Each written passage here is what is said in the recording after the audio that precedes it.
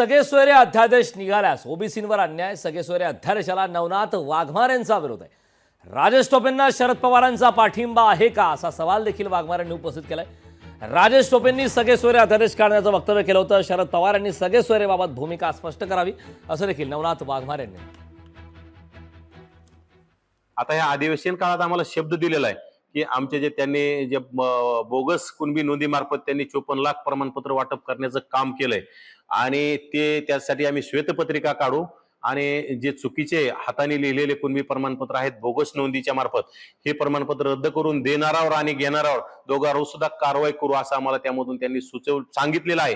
परंतु या अधिवेशनात कळ आम्हाला त्याच्यामध्ये काय करतात आणि सगळ्या सोयऱ्यांचा GR काढता येणार नाही आणि काढणार नाही आहोत असं सुद्धा आम्हाला त्यांनी सांगितलेलं आहे. हे अधिवेशन संपेपर्यंत आम्ही वेट अँड वॉचच्या भूमिकेमध्ये आहोत. नसता आम्हाला येणाऱ्या काळात लोकशाही मार्गाने संविधानिक मार्गाने आंदोलन करावं लागणार आहे. लोकशाही मराठी ऐका, पहा, जागरूक रहा.